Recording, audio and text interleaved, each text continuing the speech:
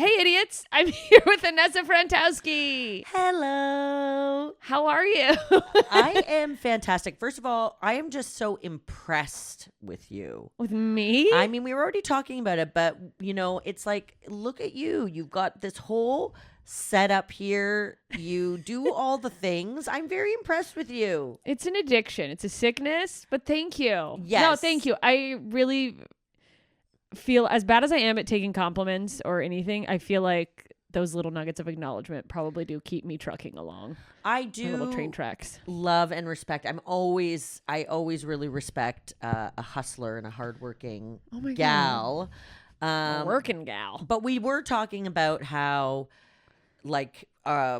you know, I feel the same way. I always feel like I'm never doing enough. And then anybody who lives with me or is around me is like, you do too many things. Yeah. You know? Need to, I'm the same way that I'm like, there's never enough time. And they're like, you need to say no to something. You need to take one day. Just don't do nothing for one day. Yeah. And it's not even a relaxing day because it's like you're just thinking about all the stuff you should be doing. Yeah. And that you'll have to do immediately after. What I do now is sometimes I do a slow clean day where I'd just be like, just pick up one item every time you get up.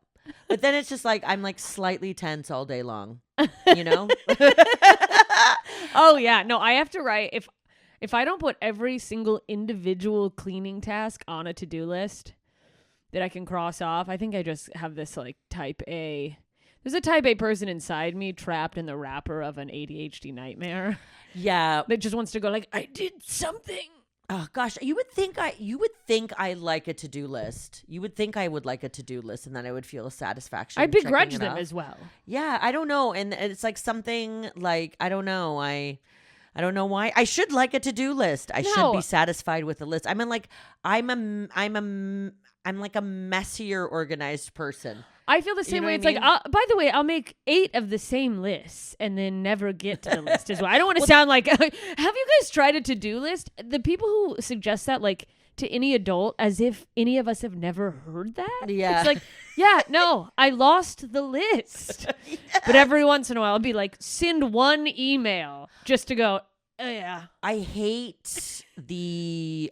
not completing a list. That's probably what holds me back. Because then it's just it feels like a thing that I didn't get done. Yes, but it'll be more like, I remember learning about ADHD and I'm undiagnosed.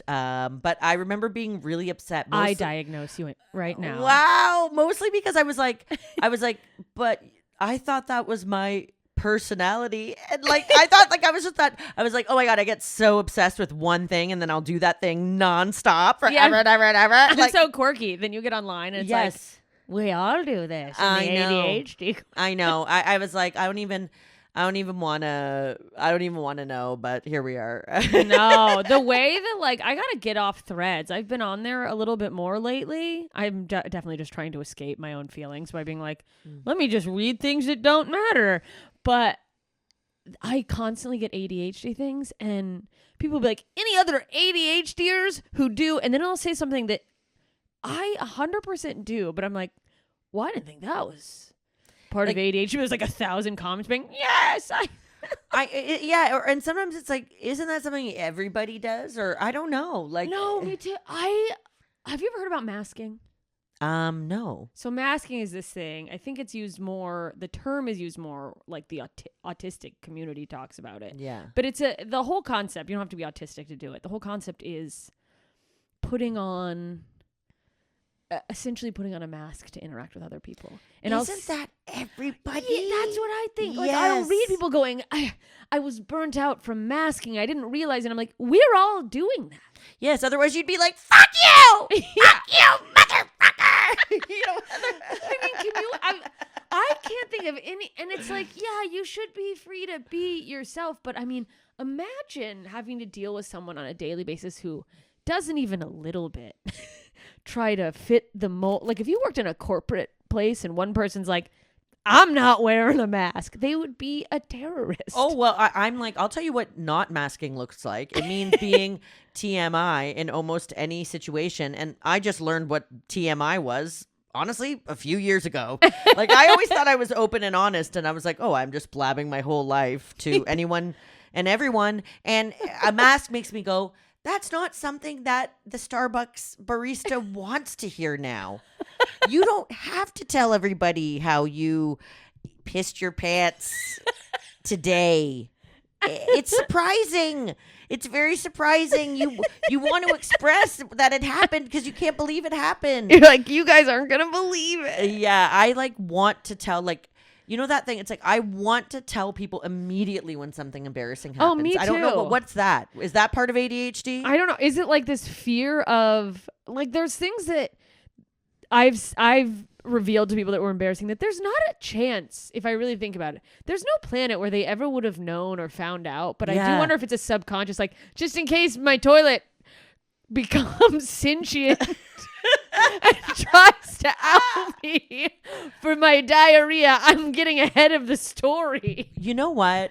You've just written an animation because a toilet knowing all of your worst nights and being there for you on the worst moments of your life, like crying, hungover, barfing in a toilet, getting norovirus. That's the real Adult Swim. Is just what's going on in your toilet. Yeah, I mean, you can't hide from your toilet. That's so true. I mean, we're so vulnerable. Yeah.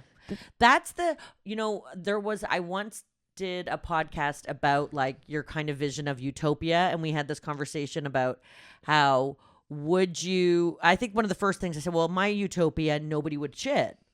Like nobody would shit, right? Like they wouldn't have to shit, right? They wouldn't have to shit. There'd be some other thing, there was some debate about how would we expel waste, et cetera. But at the end of the day, I kind of went back on it because it was like, it's so weird that no matter what's going on in the war, you could be in the middle of the war and somebody has to go, excuse me, I have to go. I've never thought about that. That's right. Like you have to we have to sleep and we have to shit. And that's like what makes us vulnerable. And that's when you're like the great equalizer. Oh yeah. So I was like, no matter how cool, rich, hot, successful somebody is, it's like, whatever, when they say picture somebody naked, public speaking. No way. Picture them shitting. Picture them shitting. That's be like, oh my God. Anytime someone just intimidates you for some reason, if they just feel like they are more powerful or like whatever. We all get these moments of like insecurity with people. That's you could literally be the next Mel Robbins with that nugget of advice. Just picture them shitting. Oh my God. I really feel like I could be the next Mel Robbins. I think so. Because Mel Robbins isn't like a therapist. I believe is a lawyer, right? I don't was a lawyer. know. I can't remember. She's just a woman who regurgitates information that and I love listening to her, but so much of her, what she says is shit because I constantly listen to stuff like that and have for years. So often it's something I already have heard, but I go, you're right, Mel. No, but it's true. It's marketed well. Like it's simple is good in the sense that, it's easy to remember and it's applicable. But we're hearing let them. Let me. Yeah, she wrote a whole book on let them. Yeah. And I don't know if she has a book or it was just like the first thing that she popped off on our podcast was her 5-second theory. Ooh. And that's because she talks about having a rock bottom and going through depression, but she's like, just get up in the first 5 seconds. Just take the move in 5 seconds. Wait 5 seconds. I think it's wait 5 seconds and go, but it's just like, you can take 5 seconds, but then you have to get up. You have to go. You have to go do the thing. And I'm like, this is not backed in any science. It's just a piece of... And take a breath. Well, there's also this thing too that I think is kind of a root of a lot of problems of like thinking everybody is the same. Our natural tendency to think everything is the same. And I've certainly done it. I do it all the time, but it's like, oh yeah, it's like we kind of paint everybody with a broad stroke, and that we see it all the time with like relationship stuff on TikTok. It's and now we're like all this constant labeling, like avoidance do this and and here's how to deal with an avoidant. They want a box for everything. Yeah, and it was kind of like, are they avoidant or is that a person who's actually they've in fact left you? Dude, the things I'll see of people being like, she's being avoidant. And it's like, she doesn't like you. Yeah, or you're being rejected in a very regular way. Yeah. You were never together. Yeah, it's like, that person hasn't talked to you in several months. It's like, I'm pretty sure they think they've broken up with you. Like, yeah. I'm pretty sure. Yeah, if you think, if you're like anyone who doesn't want to come around you, if you label them as avoidant, I feel like that's Is that narcissism? I don't know. Well, and which is another one that we're That narcissists love to go. That's what I hear. Is that people go like, or that like we call everybody a narcissist, we call everybody avoidant, we label everything. we ADHD. label everything. We call everybody ADHD, or we call and now and all of these things are true. And I'm saying this all like knowing full well I'm guilty of it too. Right? Oh yeah. That's why you take everything with a grain of salt. Like when somebody's freshly broken up with someone and they call their ex like a psychopath narcissist, Yeah, you go, I'm like, we're gonna give it a minute. We're Yeah. going to give it a minute just in case they get back together. And then if they get back together, it's like, well, hopefully you're not getting back together with a psychopath. Yeah. Maybe you guys just had an argument. Yeah. Yeah. Maybe you just disagreed. And I think too, like people not wanting to be angry. Maybe that's a really LA thing too. Like nobody ever wants to be just. You can just be pissed off. Yeah, you had a bad can just day. be like, that fucking sucks. I had a Yeah. bad day. Yeah, and I was a real bitch that day. Whatever, like. Or you could use different language if you don't like the term bitch. I don't No, really be use a bitch. If you want to be a bitch, you can be a bitch. Embrace it. But like sometimes it's like, you know what? It's like sometimes we have to just explain everything so much. Like it's so much. Can it just be like, you know what? They did a crappy thing. And I Yeah. was pissed off about it, and now I'm not anymore. Yeah, we don't all have to be freelance therapists. Yes. Like, Yes. You don't have to diagnose everyone you don't get along with. Yes. And yes. I am so guilty of it. Boy, it's so bizarre that like, I don't know if it's the culture and I've started doing more of it or if it's just innate that we like to be like label. Because even sometimes, I mean, I'm going to say something that is probably not PC. You ever read some like descriptions of personality disorders that it's like, we didn't need to give this a name? Well, yeah. Yeah, that they're like oppositional defiant disorder. And he's not gonna listen. He's gonna yell at the teacher. Yeah. We don't need to put a label on it. Yeah, kind of a dick. Yeah, A bit of a jerk. Yeah, it's like didn't change. Yeah, I don't know. There's things. Well, it's like with personality disorders and like it's like, okay, like because some of these things, again, it's not like you take a blood test. Some of the stuff is like a series of symptoms that correlate, and they kind of can. And if you match a certain amount, then you're like, you're this. But a personality disorder is just another way of saying like kind of a shitty person. Yeah. Kind of a person that don't care about other people. Oh, you just fly off the handle and threaten suicide every time you have a bad day. You don't care if people like you, don't care if they're mad at you, so you do mean things to them all the time. Oh, yeah, you don't care about antisocial. them. Yeah. It's like... Yeah, they don't like you. I guess the label's nice if you're like... want to give somebody a heads up, but then also does getting labeled with a disorder... I think about this with ADHD. Like, does having someone go, you have XYZ disorder...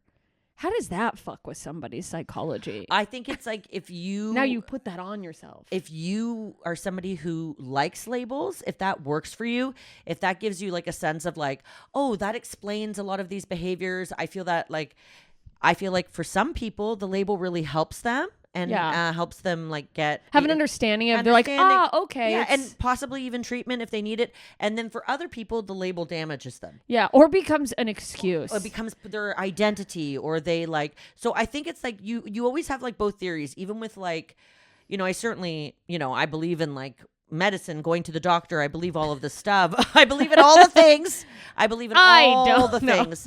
I like all of the options available. Yeah. But there is something to be said like sometimes like if they say positive thinking and stuff is really important and can really help you. Yeah. If the label makes you feel bad and like you feel trapped by it, or you feel like this is just another like wait, a thing I have to overcome. You know? Oh, good. It's not bad enough that I was sad. It's borderline personality disorder or whatever. Where it's like it's a disorder, and now you're like, oh, I could see, especially with mental health stuff, how people go through like the I'm broken, I'm this, I'm yes, exactly.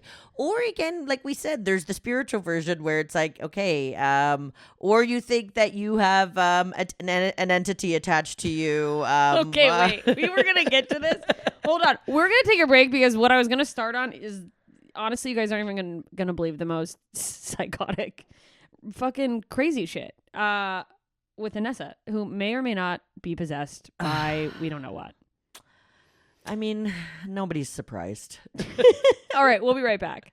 Okay, we're back. And before we dive into this, I just want to say, because we really hit the ground running, I barely introduced Inessa to you guys. Fabulous comedian, hilarious performer, sketch, improv, stand-up, actress, so fucking funny. You already know that at this point. Wow. But because you've been here listening. But anyway, so wonderful to have you. Yay, And happy to be here. I'm glad to have you. And possibly the demon that you brought with you. It's hard to tell. Okay. Just dive in. You have to tell this story. Yeah, here's the thing. It's like we were just kind of talking before, I'm open to anything, right? Doctor. I'm open to anything. Listen, have I been feeling sluggish because of some weight gain and perhaps the symptoms of perimenopause? Possibly. Have I been feeling sluggish because there is a demonic low vibrational energy attached to me? We're about to find out. I've been to a couple psychics. And you don't have to be weird about saying that here. My poor listeners, I've had psychics on. I've driven them into the ground because not everyone who listens is a psychic person. I know I have them, but some people are like, she keeps having psychics on. But you said to me, you were like, did they all tell you? Yes. Okay. Yeah. I'll dabble with the tarot card here and there, but just mainly for fun or whatever, right? Yeah. But the couple times that I have gone to a psychic or friends have gone to a psychic, even if it's a good reading, at the end, there's always something like, oh, by the way, there's a dark cloud above you because someone's cursed you. And we can pray it away, but I am going to charge you an extra $300, which of course I always decline that service or whatever, right? Because it is like crazy to be like, oh, there's a demon attached to you, but to get rid of it, we have to say a little prayer and toss a little salt. Yeah. It kind of feels like I've got to pay him off to leave. Yes. And then of course, my friend was once told there was a demon in her vagina. What? That's so insane. So we specific. It's very specific. It's hungry. It eats sperm. And had she had any? I don't know if this is above beyond pushing the line. I don't know what the fucking phrase I'm trying to say is. Over the line. Had she ever had a miscarriage or a? Do we know? I don't know. I mean, but again, a lot of people would call like a yeast infection a bit of a demon but vagina's sort of a demon in and of itself. Yeah, it is. Well, then I started to like look up all of like the history and lore behind that, and obviously it's rooted in annoying misogyny and not wanting women to enjoy sex, etc. Like she didn't come because there's a demon in there. Yeah, my wife won't have sex with me. She's possessed only in her vagina. Yes, or like the vaginal teeth. She's whatever, all that kind of stuff. So there's like a long history of it. But anyway, I'll try anything, right? So asked a friend. I've got a friend who's an actress who has a psychic twin sister. Crazy. And I just said, hey, ask your sister, is there any truth when psychics say that there's like a cloud above you or somebody's cursed you? I mean, I don't know who would curse me besides my downstairs neighbor who does not like when we walk on the ground. That's every downstairs neighbor. I could just see my downstairs neighbor being like, you...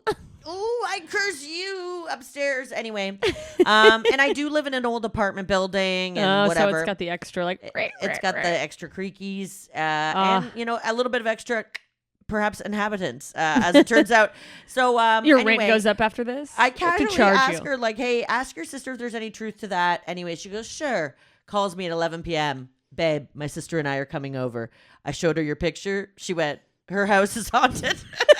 Oh, and by the way, there's an entity attached to her. So, no. So anyway, we're getting taken care of. Oh my God. Yeah. So since then, it's like, listen, in the pandemic, I think everybody had their moment where they kind of went the most like loopy. I don't want to use the term crazy. But I will because I did, but I know you're not supposed to. I had that moment where I had used one of those little like swinging pendulums that a friend had sent me. Oh. And when I looked at the video, there was a weird sound. And I convinced myself that the apartment was haunted. I went on a cleaning binge because I didn't know what to do. So I called my mother, who is a very dramatic Russian woman who has a little bit of that, like, oh God, that vibe. Yeah. So I go to Mom. I go, hey, Mom, I'm worried. I think my apartment might be haunted. And she went, the ghost. Was it a man or a shadow? And I was like, neither. It was like a weird sound. And she went, good. Don't talk to the shadow. And I was like, okay.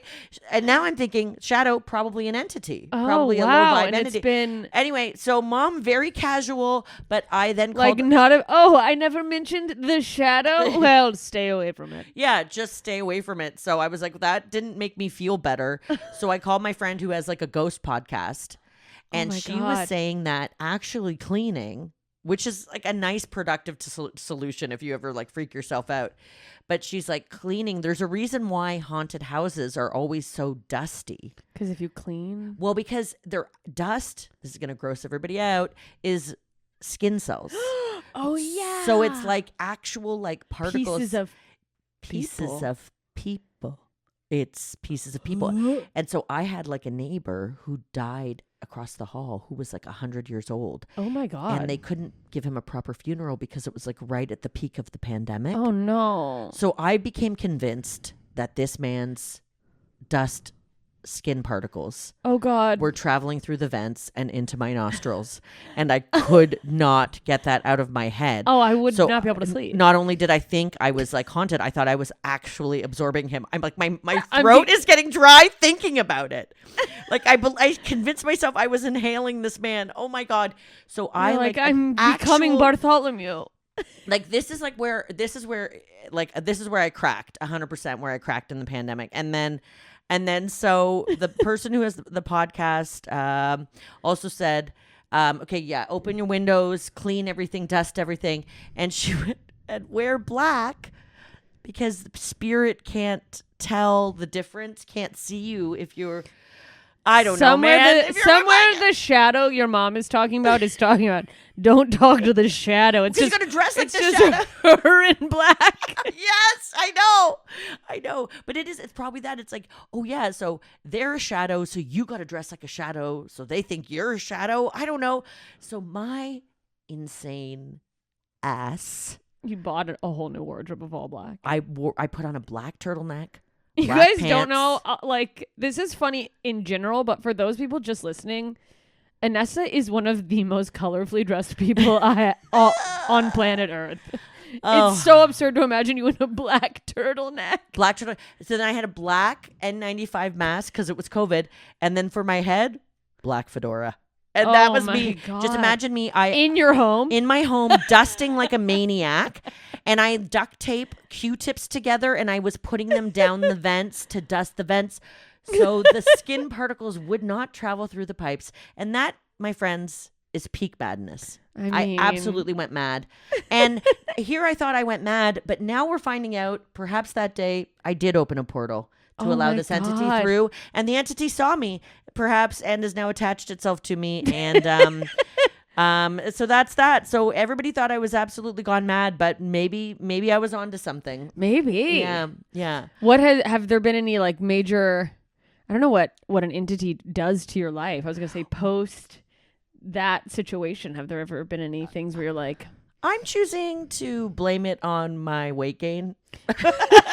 I would actually blame the entity. Yeah, in fact, if I ever gain weight, I'm going to a psychic immediately. Yeah, this entity, I'm just kind of, I'm gonna say it's really into snacks.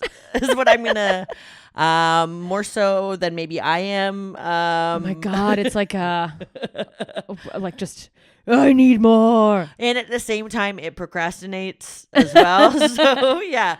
Like I said, we don't know if it's an entity or if it is just, in fact, being a woman who's alive. Yeah, being a mid-aged woman or it's middle-aged. We don't know. But guess what? It's more fun to blame something.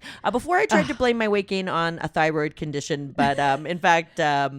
they have yet to diagnose it. So you went to a doctor and they're like, we have never seen a thyroid more functional. Yeah, and I'm going, are we sure about that? I mean, the way doctors will fuck stuff up or write it off or like, I remember the first time I went in to talk to a doctor I'd been referred to for rheumatoid arthritis.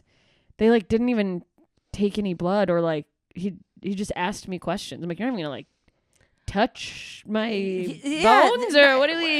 You go to a doctor. They're not even using a stethoscope anymore. Yeah, you're not even placing that. You're not even hearing my heart a No. bit. It's true. They're not touching you. No. And I don't know what lawsuits happen where doctors are afraid, but it's like, if you're not fingering me, I don't think that you're giving me a proper diagnosis. And that's even if you're not a gynecologist. Yeah. It's weird when they're checking the heartbeat that way. Yeah. Dude, I had to get an ultrasound on my heart because I got new insurance, like last year, and I literally went in for a physical because I was on stimulant medication for my ADHD, and I'm like, I just need a new doctor to go thumbs up, psychiatrist. And I went to the doctor, and it was worse insurance. And I had gone to my previous general practitioner and been like, hey, my Apple Watch keeps being like, your heartbeat is so low. And she's like, just quit wearing the Apple Watch to bed. And I'm like, okay. I mean, I am a hypochondriac, I guess. What? And then this new doctor. Quit wearing the watch. Let's check our heart rates right now. Yeah, I've got to will. know. Now, okay, we're checking. We're checking Let's too low see. because mine's often too high. Let's go. Ugh. I was at 80 beats per minute 10 minutes ago. Wow. Okay, that's actually good though, right? I think that's pretty normal. I'm at 56 right now. That's low. It's low. It's low. It's low, and it bounces. But you have so much energy. Just went to 49. Oh, the range for the day. If you scroll up, you can see the range for the day on mine. 38 to 122. Wow. And I am 84. I think 82, that's normal. 83. Yeah. Yeah, and you're staying. Mine like...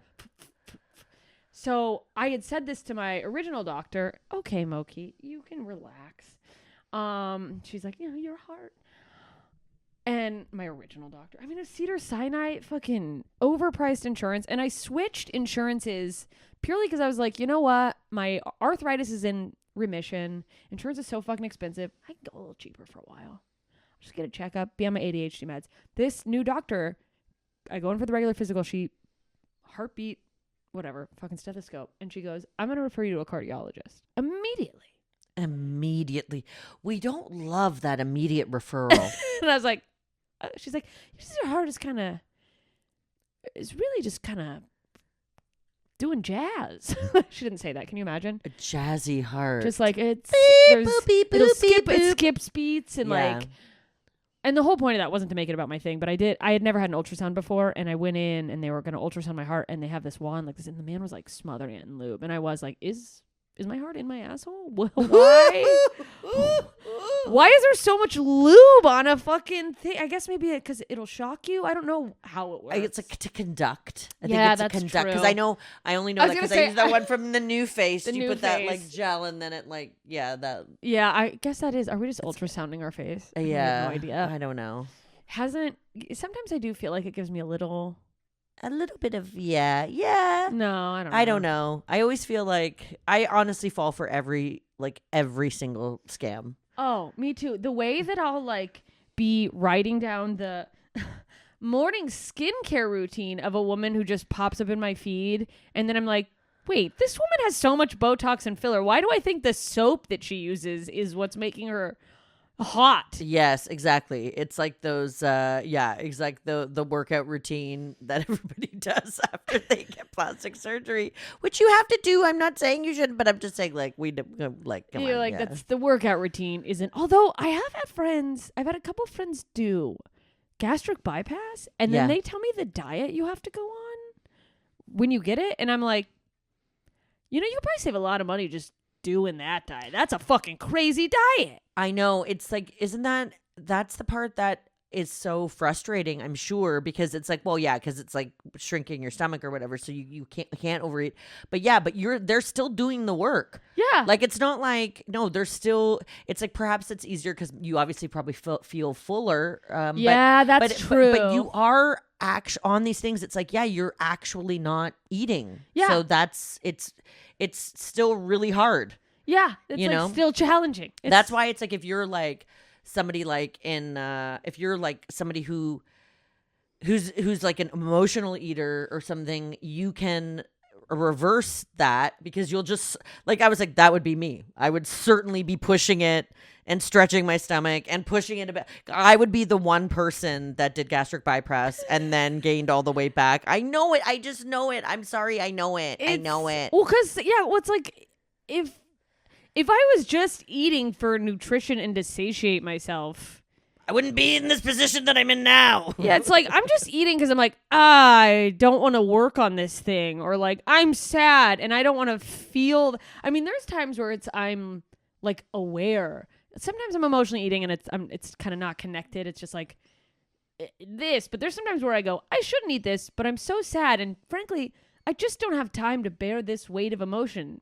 I'm gonna stuff myself with cake until I can't possibly cry. Oh, I feel like for sure I was like definitely I eat for taste. Like that, I like the taste of things. That I know for sure. The people who are like, I don't even care to eat. I'm like, is something wrong with you? Oh, I like the first time in my life, I called everybody. I was like, you know how people say they forgot to eat? And then I always say, I've never once in my whole life ever forgotten to eat. You did a press release? Yeah, I forgot to eat. It was 3:00 and I looked around and I said, I haven't eaten. I was like so blown away by the concept of it. You know? Am I okay? Yeah. That's what I just get hysterical about everything. Yeah. Hang on, we're going to take a quick break because we're at 15 minutes and then we'll be back because we're having fun.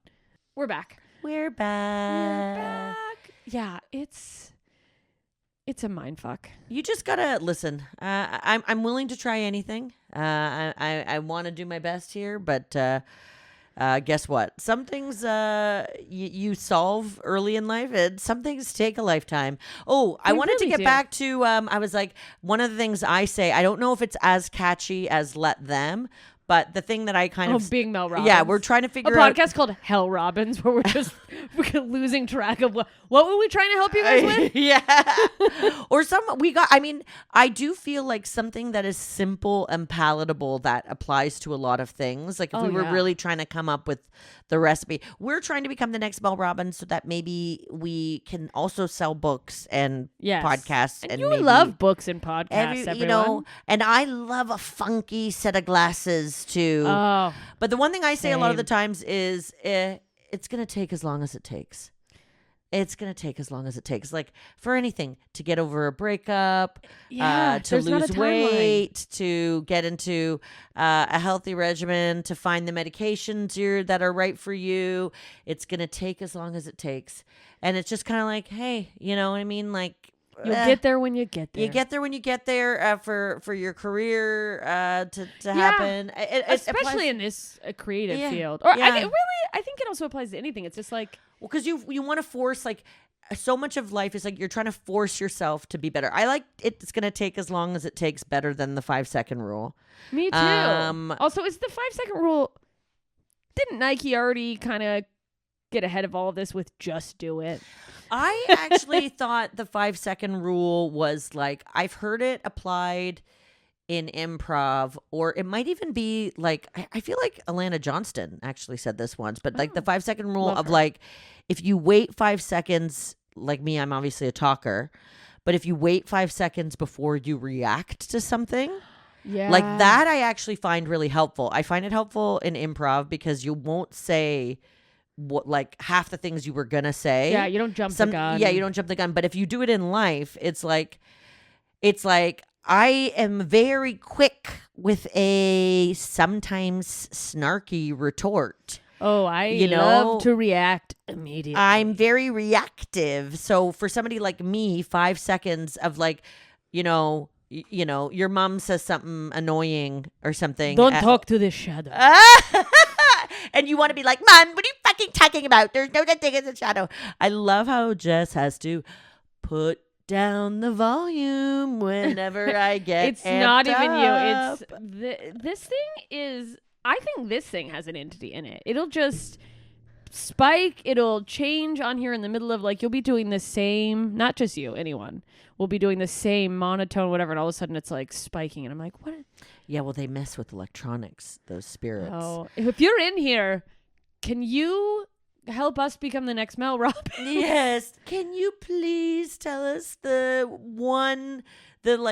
it's only 2 words. Can't get any catchier than that. Let them. Let go. Let me. Let God. Yeah. Let go, let God. That's 4 words, but that was What another about big one. let us. Let us.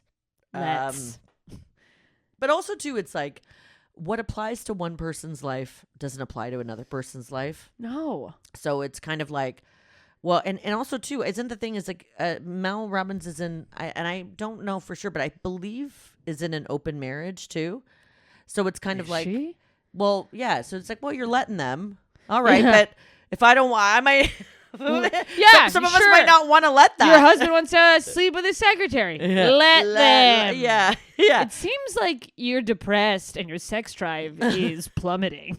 Or it's like, and then it's like, well, and then let me leave them if they do that, and I don't want to have them do that. So what are we doing here? So we're all just, well, okay, I don't know, but yeah, it's also at what point are we not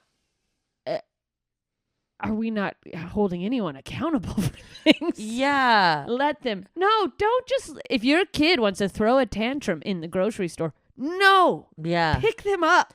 Well, they rebranded No, right? I think in parenting stuff. I was like a nanny for a long time too. Oh, wow. They rebranded No, and we're in LA here too, right? Like to sort of like, that doesn't work for me. Like, imagine, I'm sorry, you're gonna say that to a 3-year-old. That yeah. doesn't work for me. But it that it's actually also seems no. more toxic. Yeah, it feels like it's like, but that's it's like, I guess it's meant to, I don't know what it's meant to do, but I don't either. It's like the way I can from the outside be like, good luck with that. As someone with no kids, it's so much easier to be like, that's not what I would do. Yeah, it's sort of like if it's like okay, well, why are you so special? Doesn't work for you, but it works for them. Yeah, it works for them stomping around in mud or whatever. But I just feel like, yeah, there's something about like this culture that they don't want any anger. Like, so it's all about suppressing anger. And it's like, I think I just think emotions are you can have a variety of them. Yeah.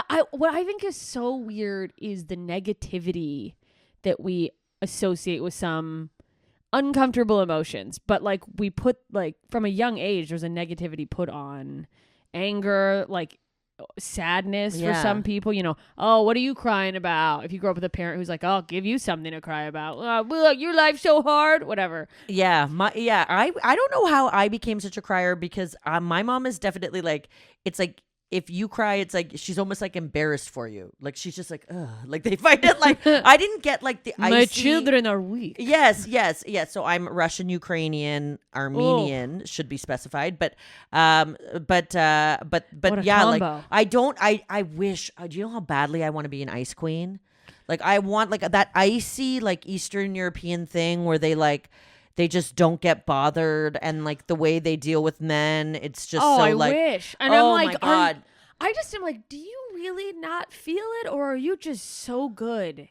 And I say that as like, it's so hard, going back to what you were saying about how everyone thinks their experience is like everyone else's. Yeah. But we're all so unique. I'm so emotional. That is like, logically I understand people are not as emotional as me, but it's so hard to wrap myself around the concept of like, you've never cried at a Kia commercial?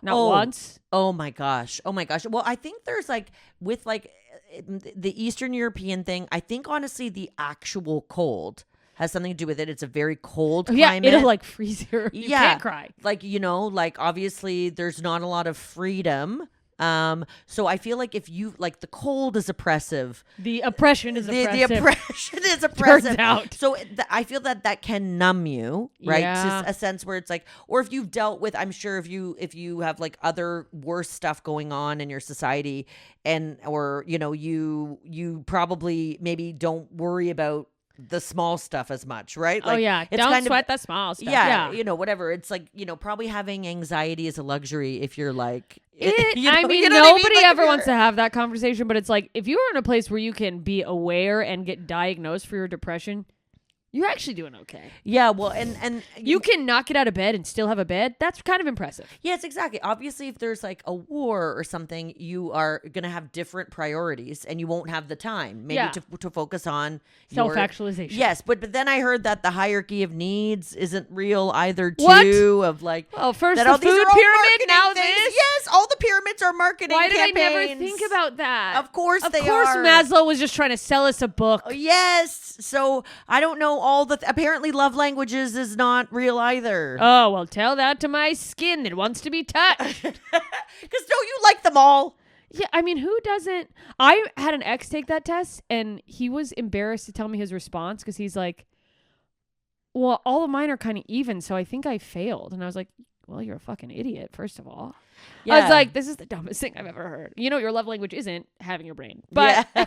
Actually, I like words of affirmation as well. I only like gifts. Don't even look at me. Oh my God. But it's like, well, yeah, I like hugs. I like kisses. I like gifts. I like when people tell me I'm pretty. Spending time together. Yes, I love acts of service. Oh my God.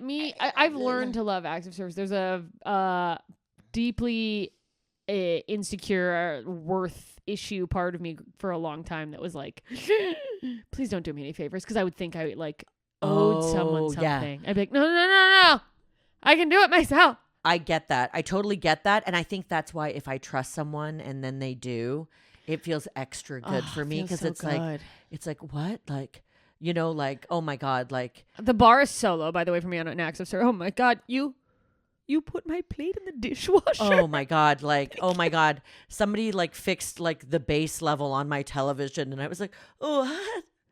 I've been living with poor sound quality all this time. I thought my TV was buzzing because it was old, but it's actually because the bass was set to maximum. Oh, the like bass. Literally like 2 buttons pushed, and I'm like, "Thank you, sir." My ears stopped ringing finally. Yeah, I know. Oh God, yes. Yeah. Oh my God. Oh, no, an act of service. It's so like I think all love languages is like, how was love expressed to you growing up? I would bet that most people are doing more of the thing that they got more of. Maybe. Well, or it could be the opposite, where they're really into something they lacked. Well, yeah, my parents, definitely worked very hard. I'm from immigrant family, and they worked really hard. So through action, like through the behavior of like doing the actual real things that I needed to succeed in life. Yeah. But I think, my I got physical affection. Like hugs and kisses for sure. Aww. Definitely, probably too many words of affirmation. Definitely, my mom brags about her kids, so I love that. Bit of a, like I think that's a classic. That's kind of can be a classic mom type. Oh, she's so funny. She's so great. She's so smart. Yeah. But she's there's always best. a bit of a twist. Okay, so this is like a funny story that I like. My poor mom. We're really. Hey, look. We'll have you back, and we can go all over my mom next, because I got stories. But one of the things I was self-conscious of when I was younger was the size of my areolas, which I thought were like too big. But of course, again, it's like this is even before like online porn, right? So we're talking like it was just a thing the odd that you found nudie about magazine yourself or something, like. And I gotta say, now just for the record. Actually quite mid-size. Turns out they can be a lot bigger. Turns out they can get the size of my entire breast. Yeah, they can, especially after you have kids, I guess, because they get bigger when you have kids. Do. So that the kid can see where the nipple is. When I was in like a freshman in high school, my friend's older sister, she was in her early 20s, she had a baby. And I walked in and she's breastfeeding. She goes, "Hey, Jess." And I looked at her and with like just not taking 5 seconds, I went, "Hey, nipples." Whoa! Wow. There is so much nipple. Just was blown away. This is good to know. I just thought she had nipples. Exactly. Now we know that there's a range. There's a range for everything. And by the way, never in the years of tomboying and often being lumped into groups of male friends have I heard a man go, "I liked her, but I had to walk away because of the nipples. Yeah, the areolas specifically. The area around the nipple. Yeah. Yeah, like it's like the surface area around the nipple. No, thanks. Well, that's the thing too. It's like, and honestly, like I do think that, yeah, I don't care when I think that we should all be happy to see any pair of boobs ever. Yeah, boobs We are shouldn't be a too picky. gift. Yeah. They literally give life. Yeah. I don't know anyone, gay, straight, man, woman, anything, that doesn't appreciate a good set of titties. Yeah, and if you do feel bad out there, if you feel like, oh man, I have put on weight, like I always think about like it's like women always like freak out when they're like oh, I've gained weight, blah blah blah, but it's like we're literally okay with like fat sacks here and here. Suddenly, if it's in a slightly With a different small- place. But if there's like a fat sack here or here, like it's like enraging. like boobs are the weirdest thing because it's just like fat bags. Fat bags. Fat bags. I'm going to call people with tits that now. Like big tits. Hey, what's up, fat bags? Can you imagine? And so it's just like, it's so arbitrary. Beauty standards are so arbitrary. It's like so weird. It's all marketing. It's all marketing. Hair here and here, but not here. It's all designed to sell us shit. They make you Yeah. feel bad, so you buy the fucking and all of it. It's a nightmare. So when I was younger, and this is like, the era of like magazines, that's what was ruining our body image then. Oh my God, the old days. The old days. Self. So Vogue. and In yeah, Style. Yes. And Cosmo. Anyway, them all. I'll stop. I just. YM. Oh yeah. Remember Tiger Beat? Oh, well, yeah. Born for JTT. Children. Oh yeah. Yeah.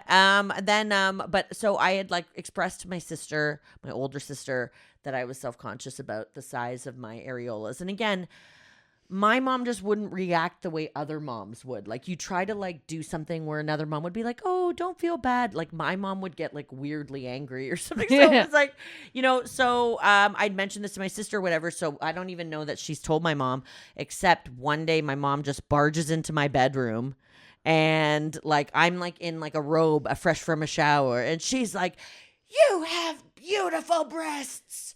Who needs these tiny nipples? Who needs them?"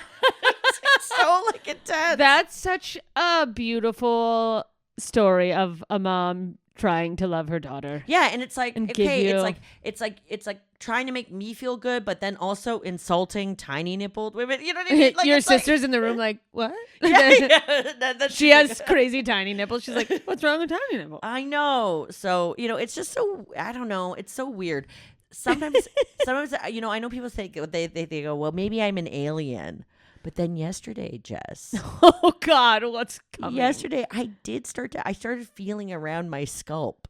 And I think I'm an alien. And then I started to feel, I was like, do all scalps have those lumps? And then I just got into my head. I was like, maybe I am an alien. I do it Maybe all the this time. whole time I'm like an alien in a skin suit. And like, it's like, It's fun. it's a fun thing that oddball kids fantasize about. Yeah, and sometimes adults. Yeah, and sometimes it's real. Yeah, Yeah. sometimes I think I'm a starseed that came from a specific star in the sky. Sure. Yes, I think I'm a special star from another planet. But I think other people are too. I don't think I'm the only one. I'm not a narcissistic star. No, I'm from a very affable, amicable. Yeah, amiable. amiable. I'm from Arcturus. Oh, wow. Anyways, I think I just got high on mushrooms once and looked at it in the sky and then had that high thought, and I come back to it sometimes. You are fun in an alternate space reality. She watched me do mushrooms. So the time you did mushrooms and I just watched. She tried to stop me, but I guzzled them down. I took them and I was next to Julia in a lawn chair.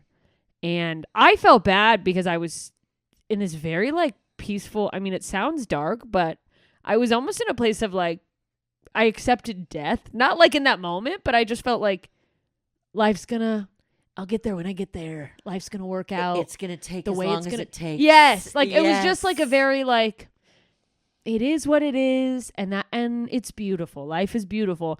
And she was very much having I need to talk through every anxiety and I'm realizing things about myself. And like in the right headspace, I love to be a support person for a friend going through these, like, I'm realizing I'm like this.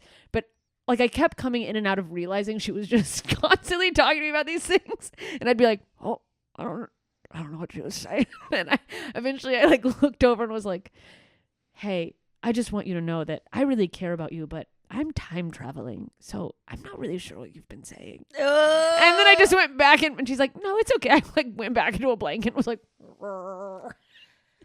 It's true. There's like that I blast off. oneness with the universe, yeah. kind of experience, and everything that all the research we have. Well, what I love the idea of like that our brains release DMT before we, Yeah. you know, and people can take DMT and kind of get that sort of what that near death experience is, and what your near death experience is going to be relative to what you've been indoctrinated with. So if you're religious, you'll see religious things. If you believe in aliens, you'll see aliens and all. So we're all like impacted by that. But there's this kind of common experience. And again, whether this is an actual like kind of like spiritual kind of crossing over experience, or it's our brains just being like DMT. Like we now know we are like slaves to our hormones and all this. Like, and I'm kind of like either or. Yeah, I'm either like, way. whatever it is, light me up, right? So where it's like that feeling of like you probably have this feeling of like this is all a big gag. Yeah, it's like that it's like you're suddenly in on the joke. The joke of the universe. You're in on the joke of the universe. Like, I'm in this fucking skin sack with my fat bags. Yeah. I'm just supposed to be having a laugh. This is all over in a blip. Yeah, it's like, I don't need to take everything so seriously. Yes. Why am I worried about who follows me on the internet? Yes, exactly. What is the internet? Like, exactly, right? That it's just like, and I'm sure that's what wisdom is as we get older. Even now, I'm sure you feel like all the stuff that we were worrying about in our in our 20s, high school and 20s, things that seem so important. Nothing at all matters. Because here's the thing, and when you start to kind of figure that out, that's when life really gets serious. That's when, you know, like people start to get sick. You start to, you know, lose people you care about, and it's just like then you're like, oh, now everything else seems even more trivial, right? Oh, yeah. When some like big major event happens and you go, who cares if I send an email? Yeah. Yeah. Nothing at all. Like that part of like just realizing that life is more not about what it feels like the early part of life is all about accomplishing, achieving, and wanting to get all this stuff done. And then you realize sometimes too late, hopefully not, that no, this is life. The experiencing of it, doing the actual living. This is the life every day is like, who are you talking to? What are you doing? This is the life. Yeah, that's the secret of life is like living. Yes, you must enjoy what is today and like with whatever you have. And then do the best with what you got. I mean, are any of these catching on? Like, let them rock what you got. I mean, that's somebody else's. Rock what you got. Oh, that's somebody else's. Damn. But it's got to be. Yeah. You play the hand you're dealt. Yeah. That's definitely one. Yeah. But what's a comparable metaphor? Use. If you don't use it. Yeah. No. Use it or lose it. That's one. If you don't. Yeah. Accept what you've got. Go with it. Go with it. Just go with it. Whatever it is, go with it. Yeah. Go. Yeah. If you have any ideas of what ride the wave. Yeah. Hey, make the wave. Make waves. Yeah. You know they say if you're out swimming in the ocean at a beach and the undertow sucks you out, you're supposed to just not fight it. Yes. That's life. Don't fight it. Don't fight life. Don't fight life. Yeah. Yeah. Don't just fight it. Just let it suck you away. Yeah. And if you go with the flow, that's go with the flow. Oh. Yeah. Go with the flow. If you go with the flow of the water, it'll take you back to shore. It'll take you back out. Oh, man. Well, I'll tell you what I was fighting. Choking on that water that I choked on earlier, and I did pull a muscle because I did seize up. Unlike the time where I was hit by a car and I was listening to my Discman at the time and I was loose, so that time I really went with the flow. Wow. That was fully hit by a car. That's my near-death experience. Did you see anything? Wait, okay, this is what we're in. Because speaking of near-death experiences, you genuinely had a near-death experience where you were obviously hit by a car. We all heard what you just said. Yeah. Not a metaphor. Yes. Get hit by a car. I was unconscious. So I did have an experience of like waking up on the road and seeing like a woman above me. But I think that was a real woman. I don't think that was an angel. Someone going, are you okay? Yeah, because she was telling me because I was trying to get up. It's always more, you know, when you like, you don't feel as bad as the people feel for you, but it's like I remember waking up and just seeing this woman's horrified face. It's like, oh my God. And it's like, oh yes, because my face is off and I'm covered in blood. So You're like, no, really, I'm fine. There's this comedian, Jeff Sheen, who has the funniest bit about getting hit by a car, trying to catch the bus, and then getting on the bus, and everyone's like, oh my God. Sorry. So you saw a woman, but we think this is just an actual. I think she was telling me to stay laying, and I just kind of remember looking around, and I remember seeing the feet of the man who hit me, and he had a truck. And I'm not saying it was his fault. It wasn't. I was jaywalking in front of a bus. But I always like thought about like, can you imagine hitting someone and then just not like checking in on them? He's just standing there. He just stood there like, or like didn't like follow up. Like not that I expected him to visit me in the hospital, but an inquiry. Nothing?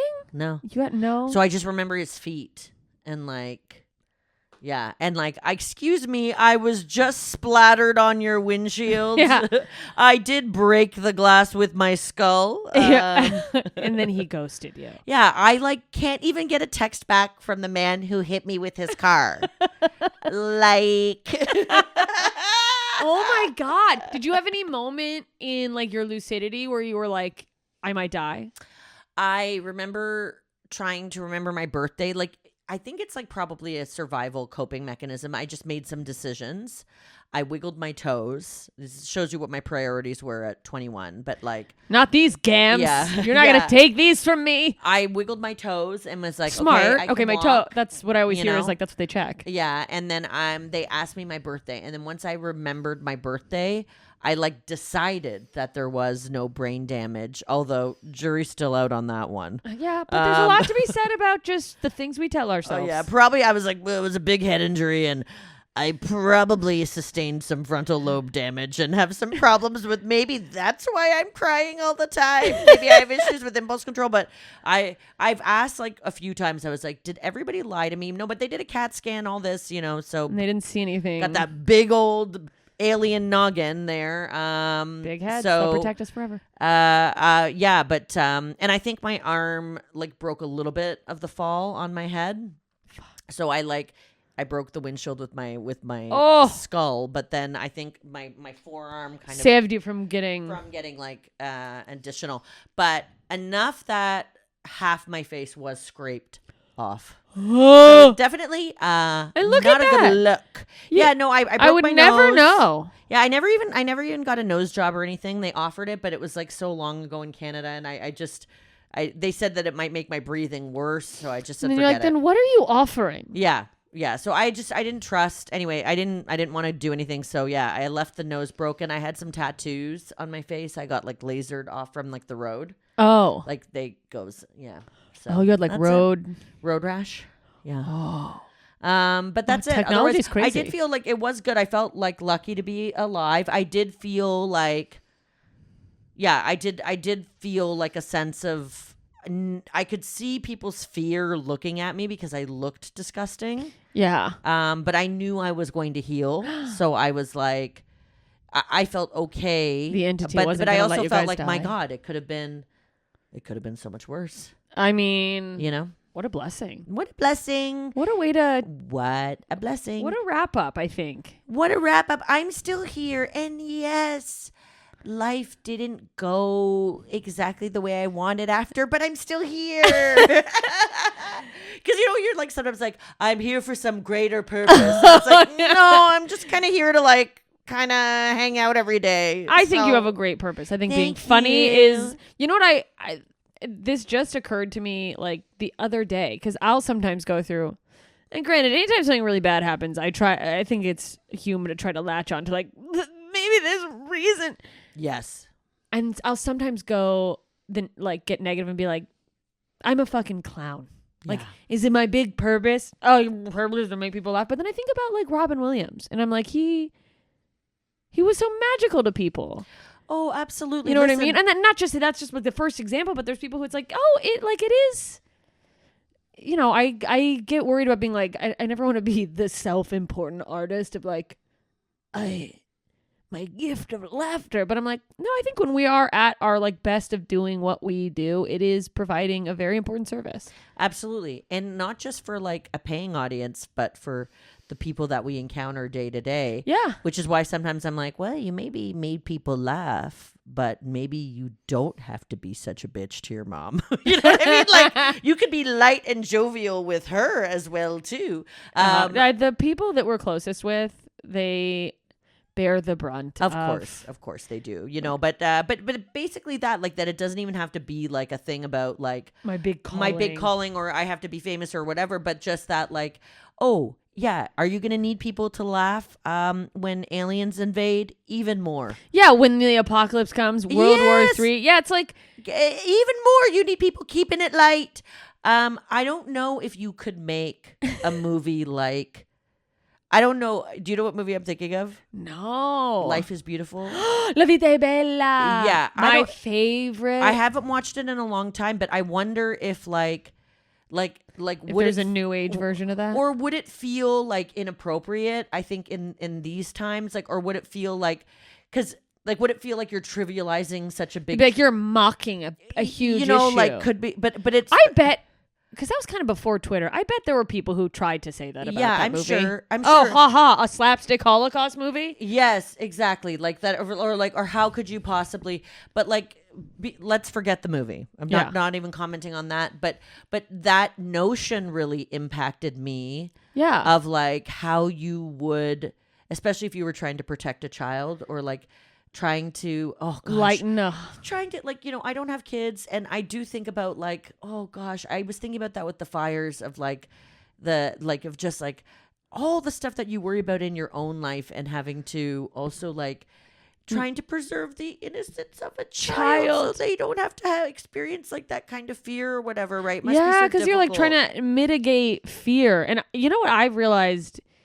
I saw someone talking about how it's just a random person on Threads talking about how like every comedian is either mean funny or like angry funny or sad funny, and they were like, this comedian's this, but I was like, I think I'm fear funny. I think it turns on the most for me. Like most of my stuff, like it could be argued it's based in sadness, but I think it's like based in fear of like I believe there's only two emotions, love and fear, and that the others are sort of derivative of that. Like I believe that, or like, because anger is rooted in fears, and like, and there are like, there's definitely like crossover there, but that thing of like having to be angry to be funny, I don't buy it. I don't buy it at all. Again, it's like this thing about trying to make everybody the same. I'm like, I love delighting in life. I like or being sad. You have to be like, and I don't get me wrong, I have been a sad lady at many a time, but like you don't have to be this tortured. No,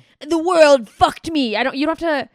Comedy doesn't have to come from like I have to stick it to somebody or like no. It's the only way I experience joy. It's like no, and I think it depends on like what. Like I think my comedy persona is probably a more joyful version of myself.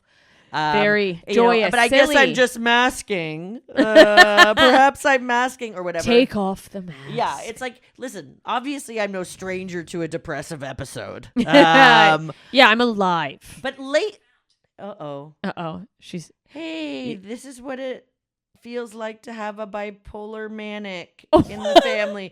Hey, why did it tell me? That wasn't even exactly what I was talking about.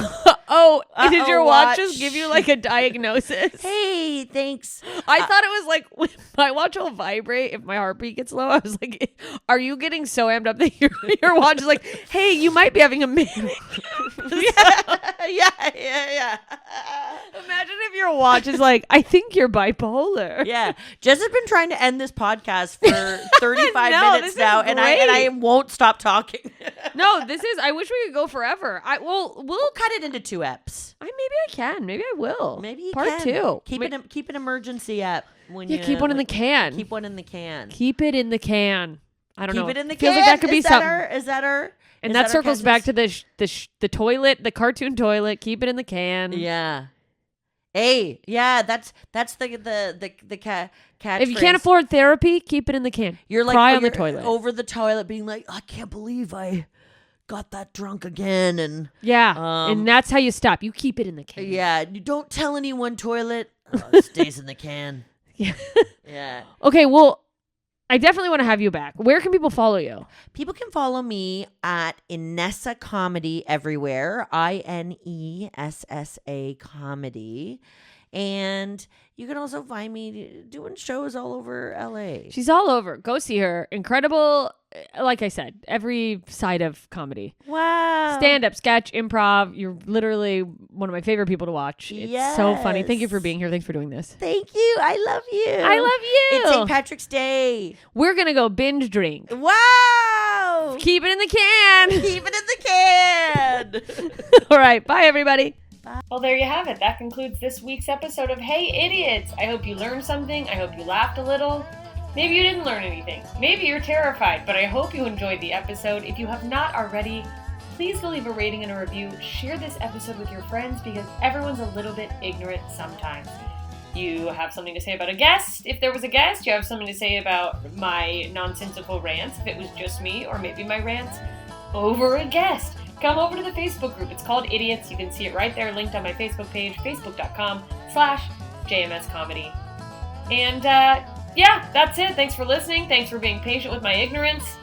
Keep asking questions. The more we ask, the more we learn, the more we know, and the more we know, the more we can look down on others. And isn't that the point? See you soon, idiots.